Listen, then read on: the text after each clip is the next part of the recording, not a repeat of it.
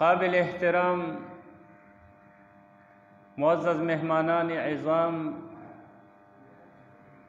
او زما د اسلام قدرمنو عزتمندو مسلمانان ورونو،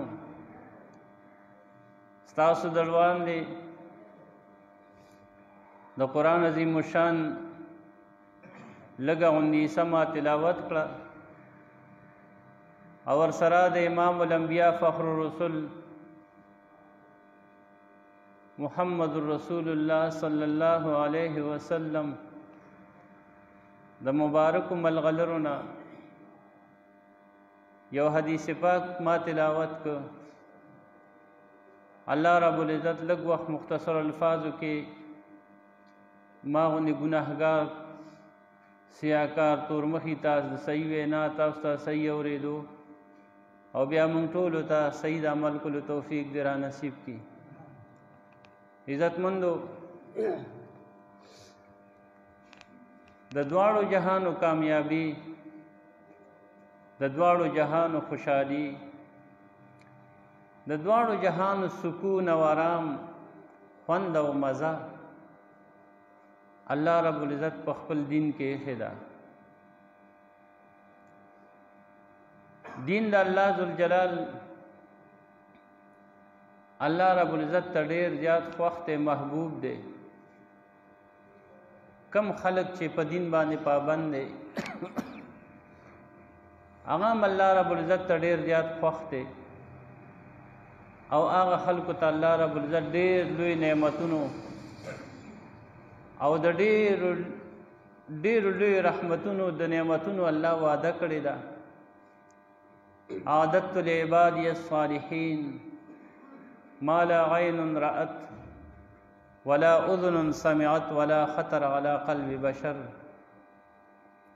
او کما قال علیہ السلام، نبی علیہ السلام فرمائی ما د خپلو نیکانو بندگانو دپاره هغه څه تیار کړي دي چې نه د چا سترګو لیدلي دي، نه د چا غوږونو اورېدلي دي، نه د چا په زړه کې د هغې خیال تیر شوی دی چې الله ذوالجلال کم نعمتونه د مسلمان د نیک بنده دپاره تیار کړي دي. داسې جنتونه چې د هغې تصور په دنیا کې نه کیږي، چې د هغې خټه د مشکو ده، د زعفرانو ده، د هغې خښته د سرو ده، د سپینو ده، په هغې کې د کاڼي په ځای یاقوت او زبرجد او یاقوت او مرجان دا قسم کاڼي پکې لګېدلي د عامې ګټې په ځای.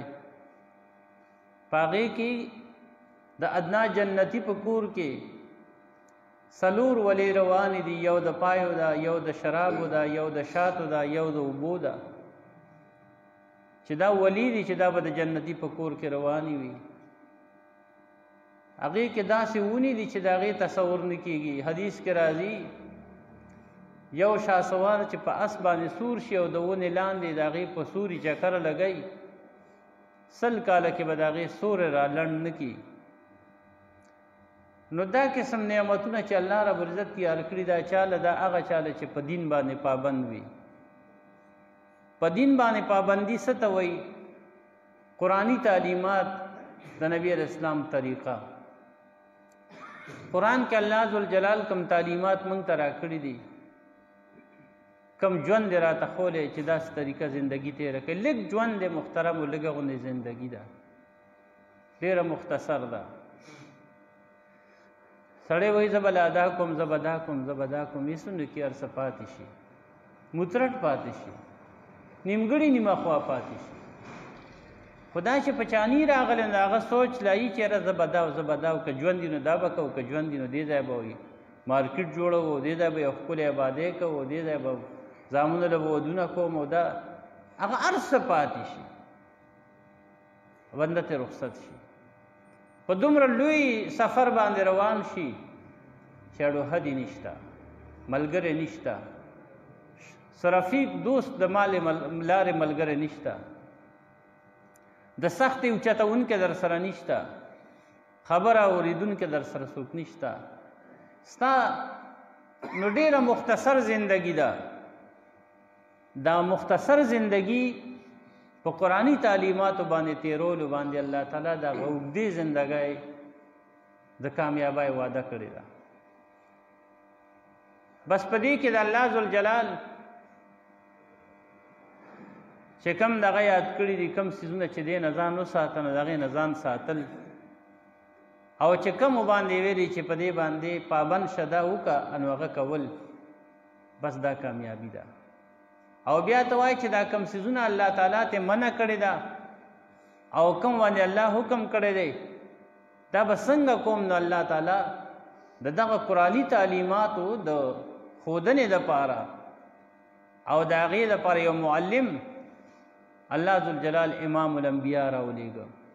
داسې پیغمبر یې راواستو چې په موږ او تاسو د مور او پلار نه زیات مهربان دی. په تېره جمعه باندې ما د نبي علیه الصلاة والسلام یو حدیث تاسو ته بیان کړو چې هغې نه هم دا ثابتې ده چې نبی علیه السلام په خپل امت باندې ډېر بې حسابه مهربان دی.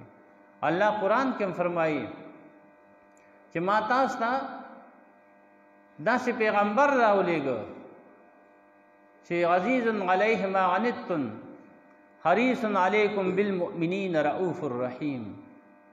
الله وایي چې تاسو باندې کم تکلیف وي، سخته وي، ګرانه وي، نبی علیه السلام باندې هغه ډېره ګرانه ده، ډېره درنه ده.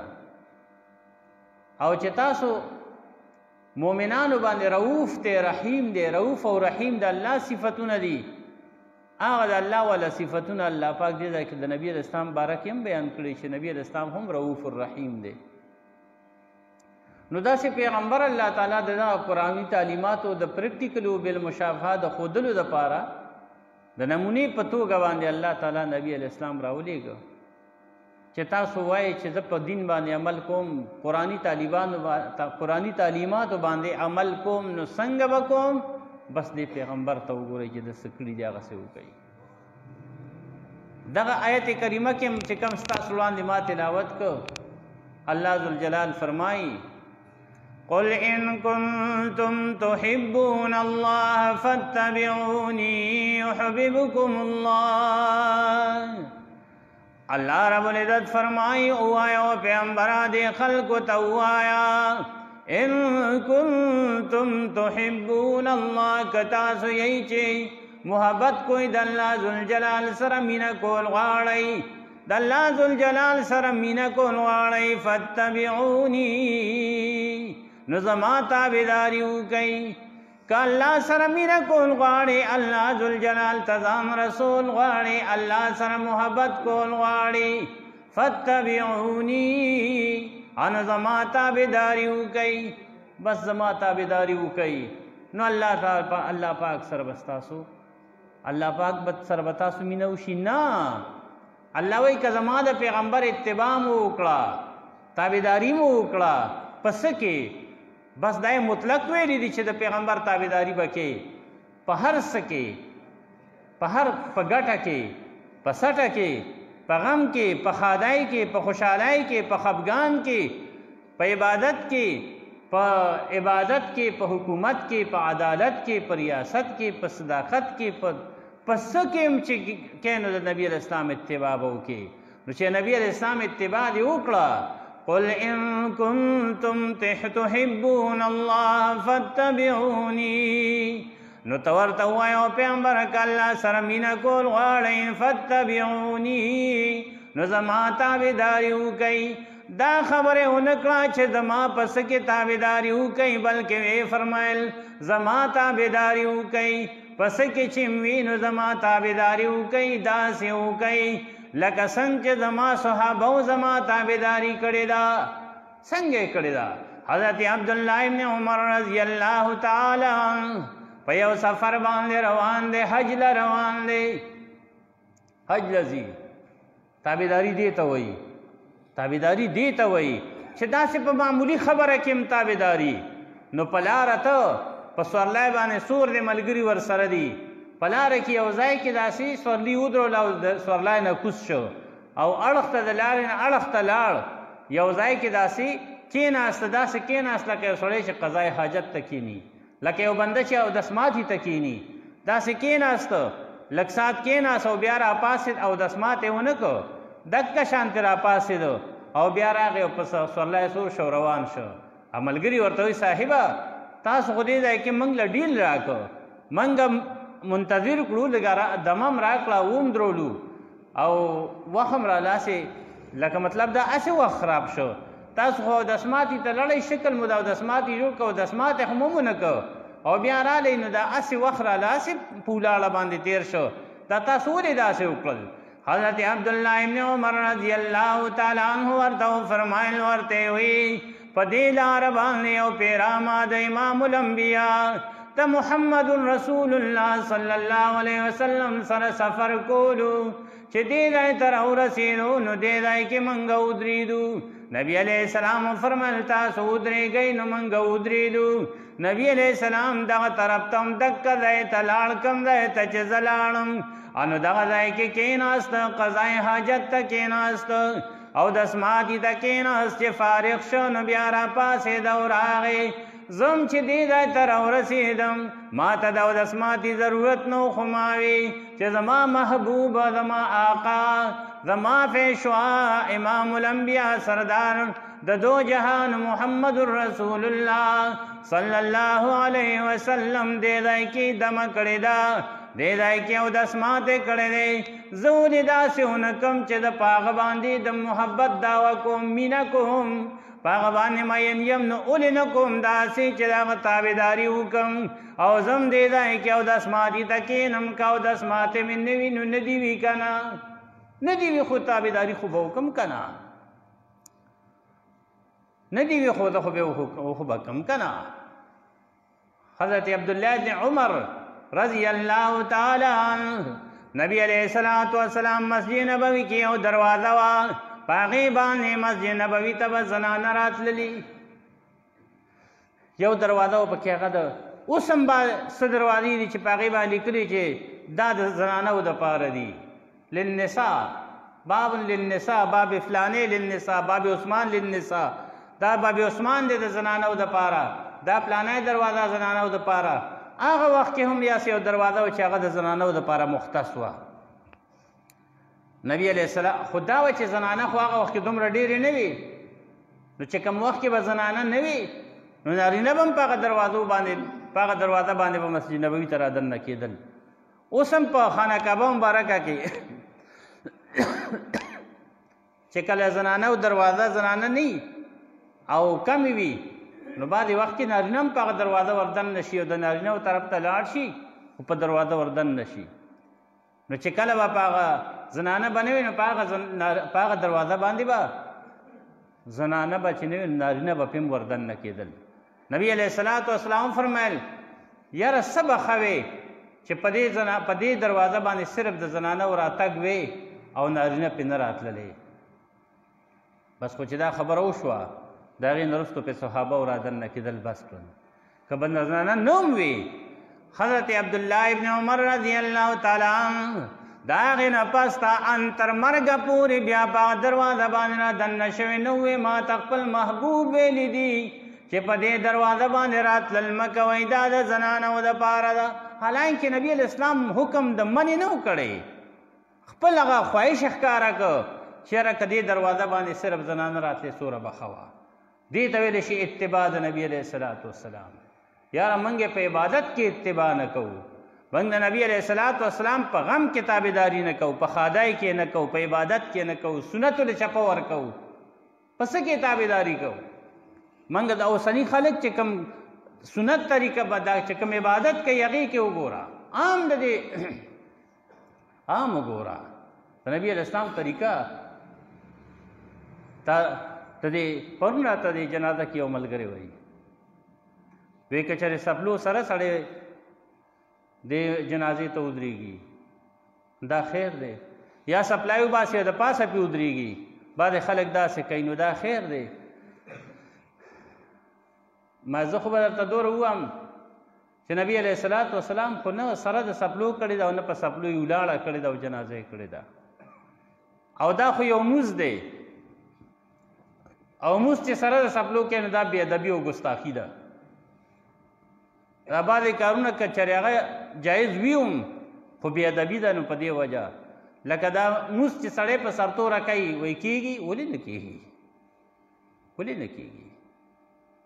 خو د ګډې هغه پای دي وي در به کم پچې به پکې دا به څه موز وي چې پایې کې ته د سنتو خیال ونه ساتې ته په سرتور سر باندې وکې مړې دې والي دي مثال په طور نور تا بې ادبي ګستاخي پکې وکړه دا توکاڼې خو پاک دي دا پوزه خو پاکه ده نو په دې جومات کې دا توکاڼې ولې نه توکې که دې وتوکل نو هغه داسې پلیت شوی خو نه دی خو دا ولې دا ځکه چې دا بې ادبي ده دا ګستاخي ده نو دقه شان دا د مونځ یو احترام دی ادب دی چې ته به څه کې مونځ ته به ډېر په عزت ودرېږي سپلای به ورته وباسي حضرت موسی علیه السلام چې کله هغه طوا کندې ته راغی اول ته وادي طوا ته راغی الله ذوالجلال ورته وفرمیل انک بالواد المقدس طوا ته په پاکه ځمکه باندې فخلعن علیک سپلای لري که پڼې وباسه نو پڼې ولې وباسه دا یو عزت دی دا یو ادب دی دا یو احترام دی نو دا د مونځ د آدابو نه ده چې ته مونځ ته ودرېږي نو سپلای به وباسي چې ودني استن تا دې ته داسې سپک وکتل نور څه چل نه خو سپک دې ورته وکتل نو چې سړی عبادت ته سپک وګوري او که د پاسه پې ما که د پاسه پې ودرېږي که پکې ودرېږي دا بې ادبي او ګستاخي ده نو یو کار نه کولی یو کار پورې خندا کول دي جنازه دې ونه کړه نو دومره خبره نه ده ودې کړه خو داسې بې ادبي ګستاخي دې وکړه دا خو تا خندا وکړه ټوکه دې وکړه دا خو مونځ دی یاره که ته وایې چې دا دعا ده دا دعا نه دا مونځ دی دعا خو بې اودس هم کېږي نو دا جنازه خو بې اودسه نه کېږي دې کې ځای پاک بدن پاک جامې پاکې مخ قبلې ته کول او تکبیر کول څلور تکبیره فرض دي پکې څلور تکبیره کول او دا هر څه د دې خیال ساتل دا مونځ دی نو مونځ دپاره دا احترام پکار دی انو خانه څوک په سرتور سر ودرېږي انو دا کېږي که نه کېږي ما کېدل نه کېدل ځان له خبره ده ادب او بې ادبي ځان له خبره ده نو د نبي علیه اسلام تابعداري الله پاک وایي تاسو پیغمبر تابعداري وکئ او ته ګوره دا خلک هر یو سړی په دې جیب کې دا موبایل ګرځوي او پې تنګ نه شي خو دا وړه غوندې سپکه غوندې ټوپای چې په جیب کې ګرځوي نو دا ورته ګران کار ښکاري نو دا ولې داسې کوې ته چې مونځ کې نو ځان سره ساته که نه چې د عدالت ته ور دننه کېږي نو ټوپای به په سرې نو خامخا هلته چې دننه کېږي یو سړی ستا په شان سړی ناست دی دوه لاسه دوه خپې دوه سترګې د هغه دي استام دي خو چې هغه په کوم سیټ باندې ناست دی په کومه ګدای باندې ناست دی د هغې احترام دا دی چې ته به ورته ټوپای په سرې نو هغې ته چې دننه کېږي نو ټوپای په سر کې ویره دا ادب دی دا د عدالت هغه احترام دی نو د الله رب العزت د دې دغه هم احترام پکار دی د نبی علیه السلام هم ادب خیال ساتل پکار دی د هغه د طریقې هم خیال ساتل پکار دی نو حضرت عبدالله ابن عمر رضی الله تعالی عنه د هغې نه پس ته په دغه دروازه باندې تر مرګه پورې بیا نه ورادنه شوی نبي علیه السلام فرمایلي چې یاره که دا دروازه صرف د زنانو دپاره شي نو ډېره به ښایي نو چې زما محبوب داسې وي نو زه به اوس داسې څنګه کوم چې زه په دې دروازه راځم یو حضرت حذیفه بن الیمان رضی الله تعالی عنه یمن طرف ته لاړ اول ته کې چې ورسېد یو ځای کې دعوت دی یو ځای کې دعوت دی او دعوت په اوچت غوندې ځای کې یو ایفي ځای دی او یو ایفي خلک دی او داسې لږ داسې محترم خلک دی داسې لوی خلک دنیایي لحاظ سره لکه گورنر چې شي او لکه وزیر اعلی چې شي او وزیران چې شي او دا داسې غټ خلک دی په هغه دعوت کې دی هم شریک شو نو چې دی کله روټۍ ته کېناست روټۍ خوړه ده ته پکې هم دعوت و نو د لاسو نه یو نوړی پرېوته په ځمکه نو نوړی چې ترې پرېوته نو د هغه نوړی را اوچته کړه او داسې ویې څنډله که څه ورسره نښتې رانښتې هغې نه یې صفا کړه هغه نوړی بیا خولې ته ور واچوله ته سره ملګري دي هغوی ورته وایي وایي صاحب د خلکو په مخ کې داسې حرکت داسې قسم کار کول دا د سپکو غوندې کار دی داسې خلکو ته بیا خلک سپک دا خلکو ته سپک ګوري دا به مو نه کول هغه ورته څه وایي اترک سنت نبینا لهذه الحمقات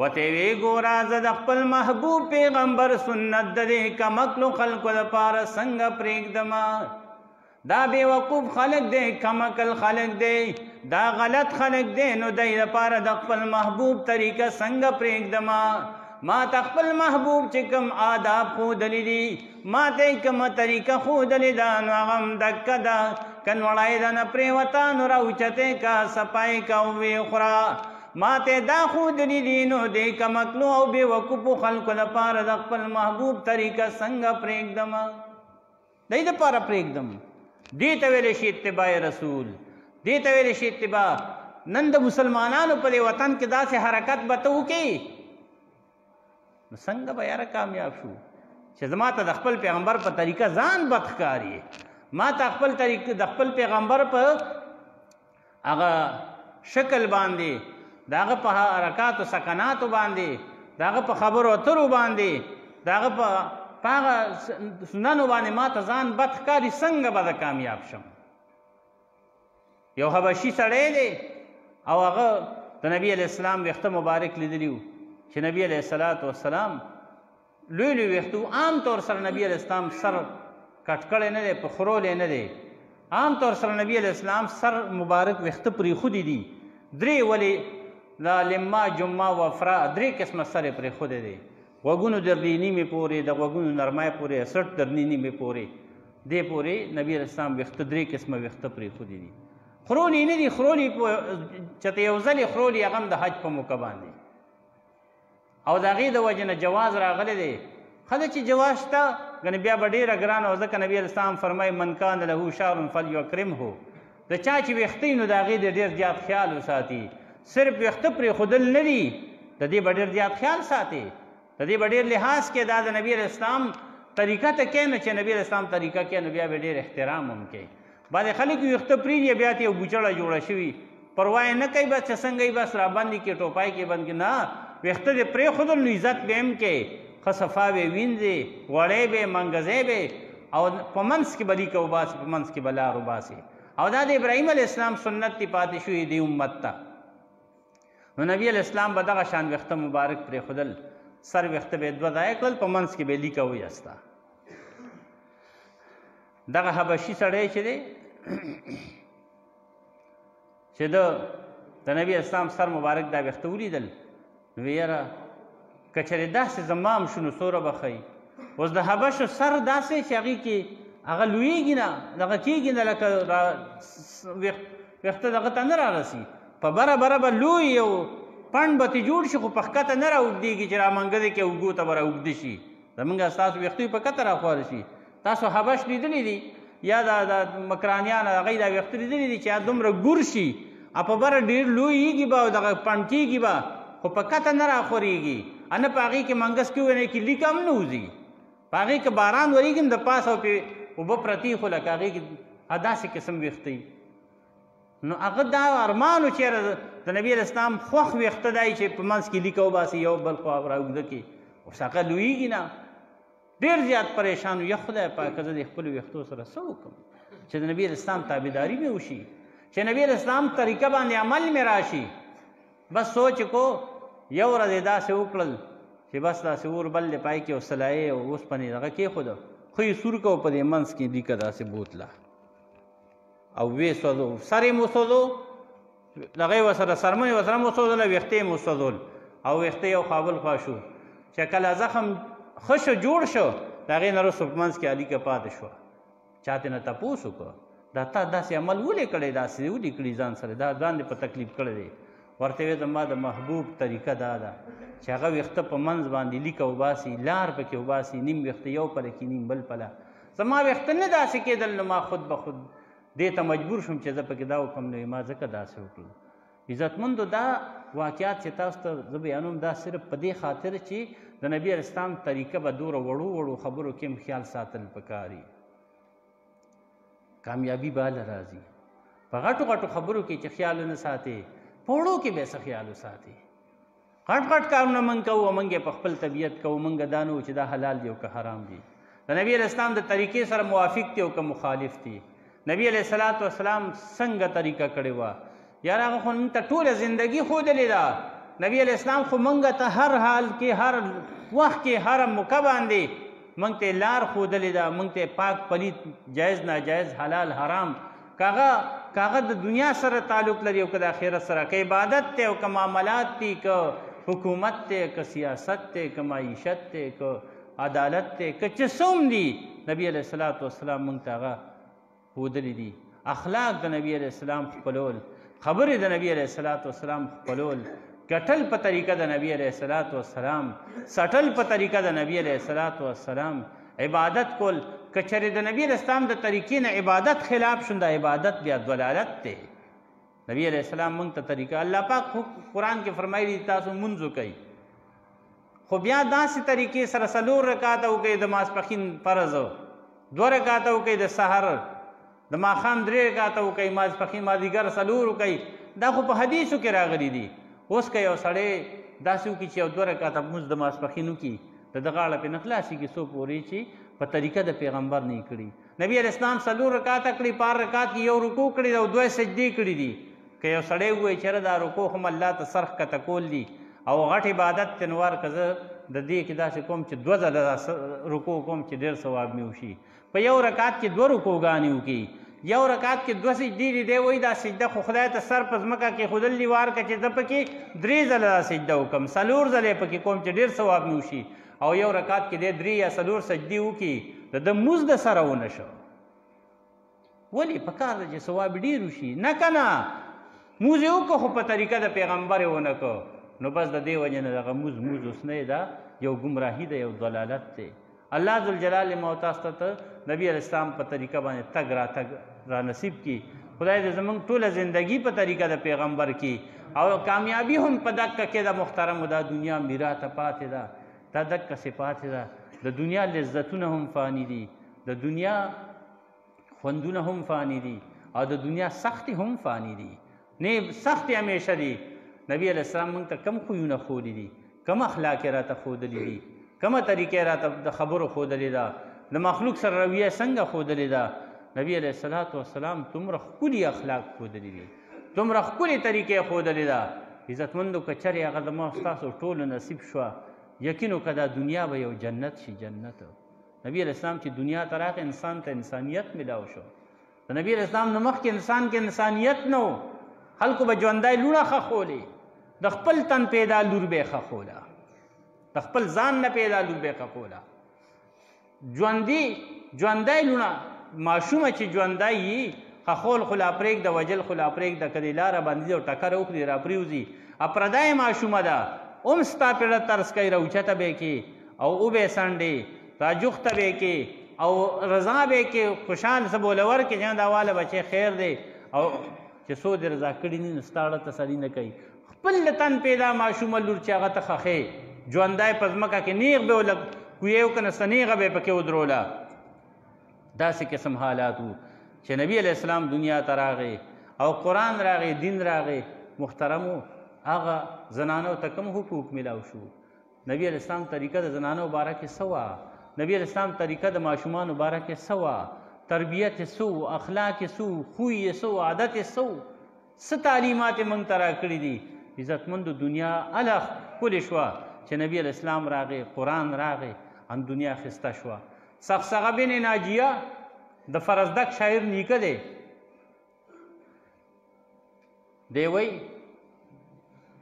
د فرزدق شاعر مشهور شاعر دی او د ده هغه دیوان چې دی، د ده اشعار چې دي هغه د دیوبند د علماو، د علماء دیوبند د علم په نصاب کې شامل دي.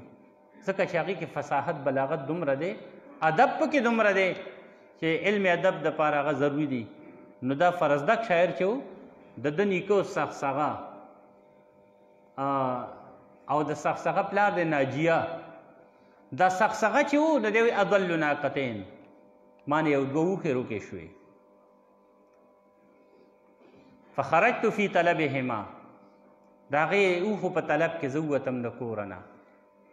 ما ویې ځې چې ته ګورم، ګرځم ورپسې. زمیندار نه چې څاروی روک شي او خره ته خلاصه شي نو بیا ورپسې ګرځي. هلکانو ته م ویل که داسې لړ شي، داسې لړ شئ، دا غوا یا وسخې یا غویې یا څه روک شوي دي. ګرځي ورپسې په چا پیښ شي نو هغې هلته چې بل څوکي په پټي کې زمیندار او هغه باندې پیښ شي نو هغې وتړي وایي یاره مالک که ورپسې په دې طرف راغی نو زه وبې نیسي بوبې ځي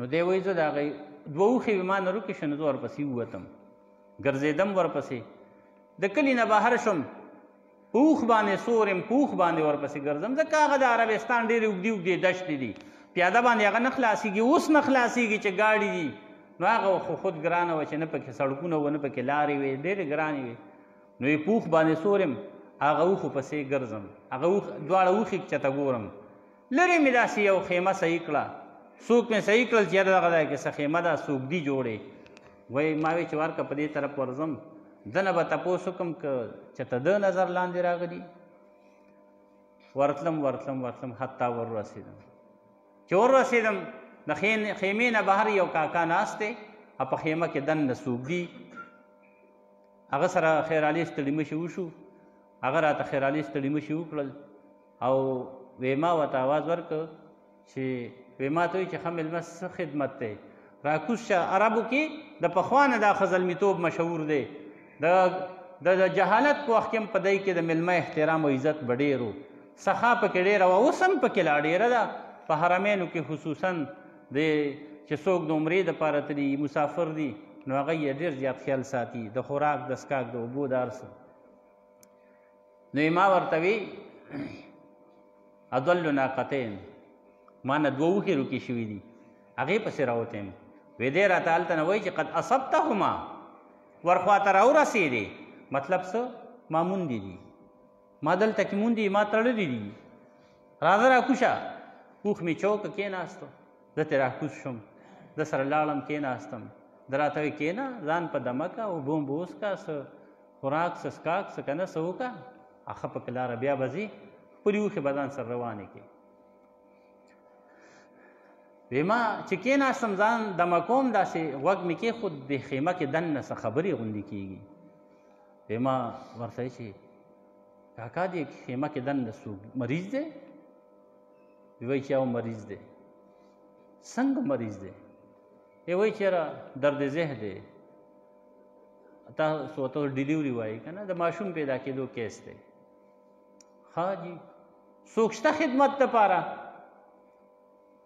وی هغه وایي چې یو دایڼه مې راوستې ده یو خادم خدمتګاره مې راوستې ده شته ورسره وایي ما چې زه ښه دا خو چې دشته دې ځای کې به څه کېږي دا خو که څه ضرورت شي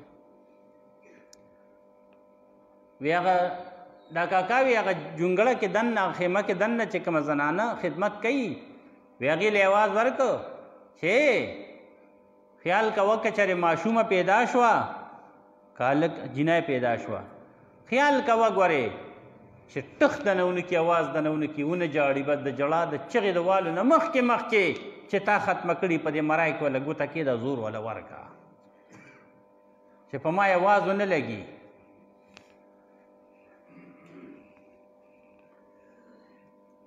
او که هلک پیدا شه نو بس زه پوه شه او کار یې پوه شه ته ترې بېغمه شه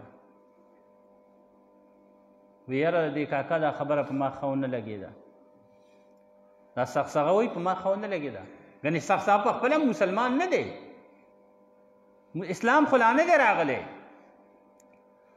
خو یې بهرحال لږ ساعت چې تېر شه د ماشوم د ژړا اواز راغی ده وخاندل دی خوشحاله شه چېره دا جوړه لږ پیدا شه ځکه که جینۍ وی خو دې به وجلې وه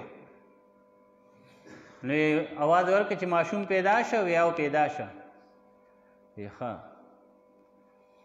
هلک ته که جینۍ ده وی هغه خادم خدمتګار ورته وایي چې جینۍ ده جي وی دی ورته وایي چې ما چې درته وي چې ګوره په ما یې اواز ونه لګي دا هغسې لا ژوندی ده شه به زر یې وجنه وی هغه ورته وایي چې نه کاکا زه د وجلو دپاره نه یم راغلی زه ستا خدمت له راوستی یم زه به د دې ماشومې خدمت کوم زه به د مورې خدمت کوم تا به صفا سوتره کم سنبال به کم مور سره به واچوم مور به صفا سوتره سنبال کم تیاره به کم ښه چې بالکل فارغ شي ښه سنبال شي زه به دنه لاړه شم او بیا ته پوه شه وجل پوه شه او رکول پوه شه او چې څه ورسره کوې هغه ورسره کوه زه وجلو له نه یم راغلی وی دی ورته شه به زر ځه سنبالو زر ځه چې زه بېغمه کوم سخسغه ورته وایي کاکا یو یو خبره در سره کوم.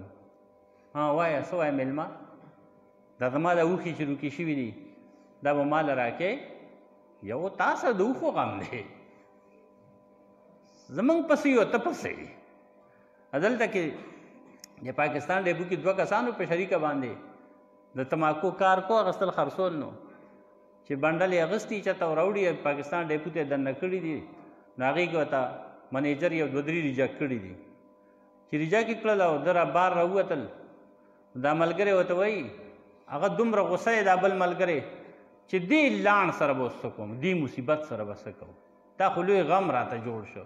ویې سپړدل روان یې کړل او بار یې راوغورځول. نو ډېر غوسه دی. دا ملګری ورته وایي د مونځ ټایم دی جي ملګري مونځ نه کوو. نه ورته وایي زه پسې یم ته پسې موږ پسې یو ته پسې. نو هغه سړی ورته وایي کاکا ورته وایي زه پسې یم ته پسې، تا سره د خپلو اوښو غم دی، اوښې دې بوزه که نه خو دې ولاړې دي، ما سره غم ما یې ماشوم به پیدا شي او ماشوم به پیدا شي، زه په کوم غم یم ته په کوم غم یې. هغه ورته وایي ګوره زما خبرې ته غوږ کېږده، اوښې به راکې او در کوم به د اوښو سره غم دی، اوښې به در کوم، ستا دي که نه بوزه.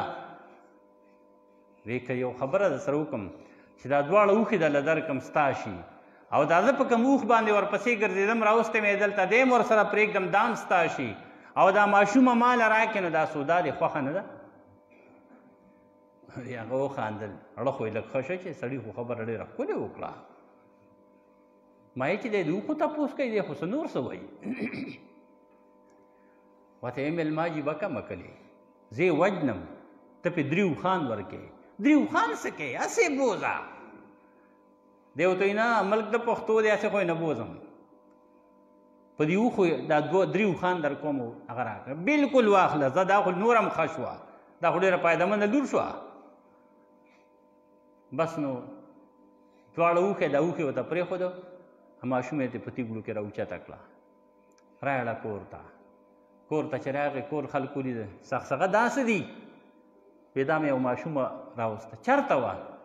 دا بس داسې څه طریقه وشوه. او اوښو وي اوښ څه کوې چې اوښې مې ورپسې هم پرېښودې. ولې؟ وایي بس دا ماشومه مې پرې واخېسته هغه اوښ او هغه دواړه اوښې مې ورته پرېښودې دا ماشومه مې پرې راوسته. و دا دې څه وکړل؟ کړکړ مه کوې ښځو ته وایي. ولې ته خدمت نشي کولی؟ ولې نشم کولی؟ خو دلته خو خلک وژني اتا پې اوښان ورکړل.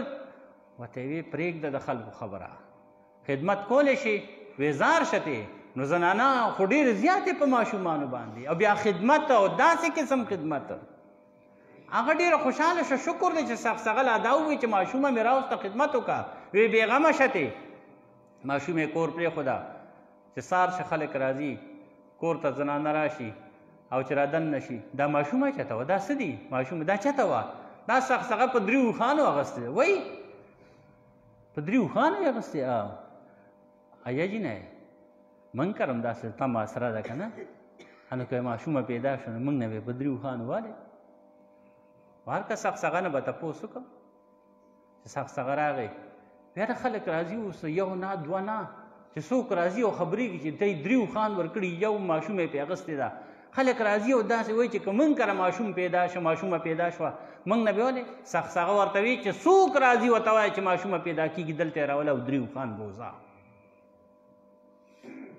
پس تحریک یې شروع کړه. په دې حساب باندې بس عربستان کې چې جنکۍ پیدا کېږي راولي سغسغه له او سغسغه له خدای وس ورکړی دی ډېر نو 3 اوښان وله ورکوي. فجاء الاسلام په دې حالت کې اسلام راغی. محمد رسول الله صلی الله علیه وسلم را پیدا شو. تیار د تور شپې په سپین سبا بدل شوه. تیار د تور شپې په سپین سبا بدل شوه. پیدا چې محمد شو دا دنیا بدل شوه. دی کې امام الانبیاء پیدا شم. نبی علیہ السلام دنیا ته تشریف راوړو د نبوت دعوی وکړه. خلک راځي معلومات کوي د نبی علیہ السلام ملاقات لراځي دیدن لراځي خبرې اورېدو لراځي. انو دا سغسغه تم پته ولګي دا نو لاړو د نبی علیہ السلام ملاقات لاړو. یاره چې دا څنګه سړی را پیدا شوی دی لاړو نبی علیہ السلام تمخې ته کېناست. ما هذا وجه کذاب. سخت څنګه چې ورته کېناست او د نبی علیہ السلام د مخ مبارک ته وکتل او د نورانیت ته وکتل، د نبی علیہ السلام د سترګو مبارکو ته وکتل، د مخ ته ولا وکتل، تندي ته ولا وکتل، لا خبرې نه دي اورېدلې. ما هذا وجه کذاب.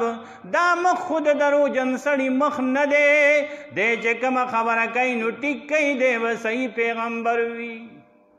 دا صحیح پیغمبر دی. نبی علیہ السلام سره کېناست، بیا یې ورته خبرې شروع کړي چې د نبی علیہ السلام منشور یې واورېدو، د نبی علیہ السلام هغه خوی خصلت او د هغه عادات او دې باندې خبرې شو.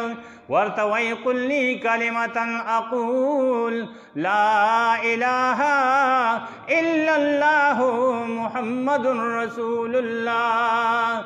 سخت کلمه وی مسلمان شو، اسلام راوړو، الله ذوالجلال ورته د اسلام دولت ور نصیب کو. سخت مسلمان شو، بیا ورته نبی علیہ السلام ته د الله پیغمبره الله را باندې فضل وکړي، ایمان خورات الله را نصیب کو. یو سوال کوم، وایه سخت څه سوال کوي؟ ورته وی د الله پیغمبره ستا د راتلو نه مخکې دا حالت و، خلکو به خپلې ژوندیلونه ښخولي او په ما باندې ښه ونه لګېده. ټوله واقعه یې ورته بیان کړه. ما یو ماشوم راوسته، 3 اوښان مې پرې ورکړل، خلک خبرې شنو بیا به یې نه ښخولي، ژوندی به یې نه ښخولي، منکر به یې راوستې، ما به پرې 3 اوښان ورکول. د الله پیغمبره ډېرې ماشومان مې کور ته راوستي دي. د الله حبیبه تا خواته چې نن راتلم زما په کور کې 300 ماشومان موجود دي. په 300 ماشومانو باندې 900 اوښان ما ورکړي دي. خو ایمان راکړې نو د الله پیغمبره د هر نیک عمل لپاره خو ایمان لومبی شرط دی. ایمان راکړې نو ځکه ما ایمان راوړی نو لا ته راغلی نه وي دنیا ته او ما لیدلی نه وي. انو د الله پیغمبره چې ما ته به الله ذوالجلال په دغه عمل باندې سراکې او کرا به نه کي. ایمان نه و او دغه مشرانو خبره هندو ستړی خدای ناراضه. هندو که ډېر عبادت وکړي نو فایده ځکه نه کوي چې ایمان نشته. سخسغوي زه هغه مسلمان نه وم نو چې ما ته به الله سراکي کرا به نه کي. نبی علیہ الصلوۃ والسلام ورته وفرمایل الله ذوالجلال درته ایمان در نصیب کو او چې ایمان در نصیب کو نو د نیکۍ عملونه الله تعالی د چا نه ضایع کوي. 300 ماشومان وي د الله حبیبه ژوندی دي، ټولې ژوندی دي. هغه ټولو الله ذوالجلال د خوراک انتظام هم کړی دی چې په وخت یو روټی وخوري نو 300 روټی دي. چې یو جوړه چې یو وله ساتي نو 300 جوړې کپړې دي، یو پیزار نو 300 پیزاره دي. په 300 ماشومانو کې خامخا بیماران کېږي به هم نو هغې انتظام هم کول دي. د الله حبیبه ټول انتظام الله برابر کړی دی، خو چې مال به الله سراکي او کرا به نه کي. نبی علیہ الصلوۃ والسلام ورته وفرمیل ومن احیاها فکأنما احیا الناس جمیعا. قرآنی آیت نبی علیہ السلام ورته دا نه دی ویلی، دا زه درته وایم. نبی علیہ السلام ورته وفرمیل الله ذوالجلال به درته په دې خامخا دغه درکوي چا چې یو ښکلی عمل وکړه الله پاک به. نو نبی علیہ السلام په راتلو سره داسې قسم حالات مخکې داسې و، د نبی علیہ السلام په راتلو سره داسې شو. خپلې ژوندیلونه به یې ښخولې او چې نبی علیہ السلام راغی نو هغه زنانو ته دومره حقوق میلاو شو. د مور نوم ورته ورکړی شو، د خور نوم ورته ورکړی شو. د مور سوره حقوق دي دا حقوق میلاو شو، د خور سوره حقوق دي دا میلاو شو، د لور سوره حقوق دي دا میلاو شو. د یو پردی زنانه ته الله وایي داسې به ګورې لکه سکه خور ته چې ګورې حق ورته میلاو شو. دا څوره حقوق دي چې دا میلاو شو. دا د نبی علیہ السلام اخلاق دي. د نبی علیہ السلام په تابعدارۍ کې د دواړو جهانو کامیابي ده. الله دې ما او تاسو ټولو ته د دواړو جهانو کامیابي را نصیب کړي او الله ذوالجلال دې موږ تاسو ټولو ته د نبی علیہ السلام اتباع، د نبی علیہ السلام په سننو باندې صحیح پابندۍ سره زندگی را نصیب کړي. واخر دعوانا الحمدلله رب. دعا وکړئ محترمو، موږ دې چم کې غم شوی دا زنانه وفات ته. دعا ورته وکړئ الله رب العزت دې ته بخښنه وکړي، الله یې مغفور او مرحوم وګرځوي.